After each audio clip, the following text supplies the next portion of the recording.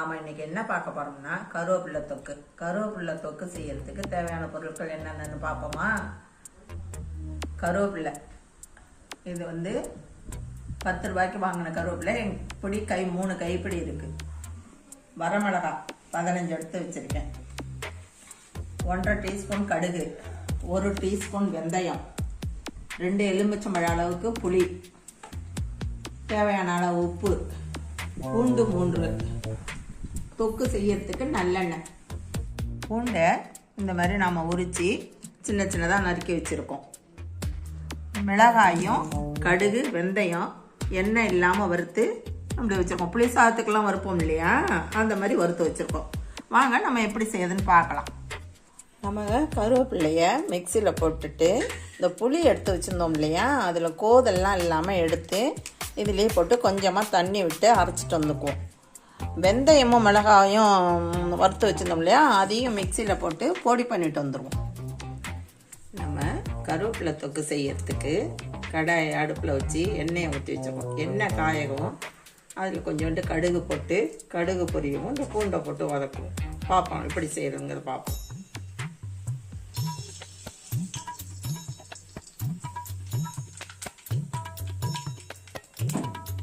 கடுகு பொரிஞ்சிடுச்சு. இப்போ நம்ம நறுக்கி வச்ச பூண்டு இதில் போடுறோம்.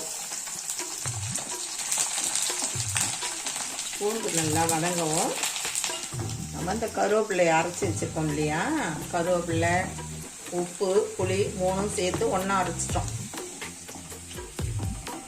தேவையான அளவு உப்பு போட்டோம்னா சீக்கிரம் கருவேப்பிலை மசின்னு அரைச்சிட்டோம்.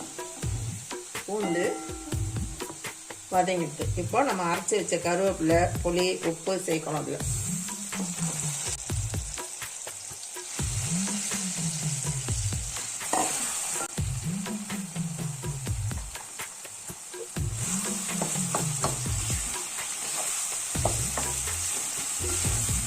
நம்ம கடுகு வெந்தயம் மிளகாய் பொடி பண்ணி வச்சுருக்கோம் இல்லையா, அதையும் இப்போ இதோட சேர்க்கணும்.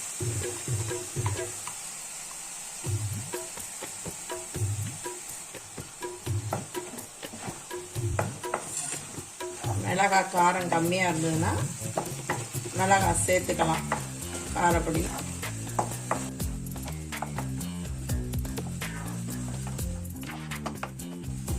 வதக்கி நல்லா எண்ணெய் பிரிஞ்சு வர வரைக்கும் வதக்கி இறக்க போகும்போது துளியோண்டு வெல்லம், ஒரு சிட்டிகை வெல்லம் சேர்த்தோம்னா சுவை அதிகமாக இருக்கும், நல்லா இருக்கும். இது வந்து நம்ம இட்லி தோசை இல்லை தயிர் சாதம் சாதத்துக்குமே போட்டு சாப்பிடலாம், நல்லாயிருக்கும்.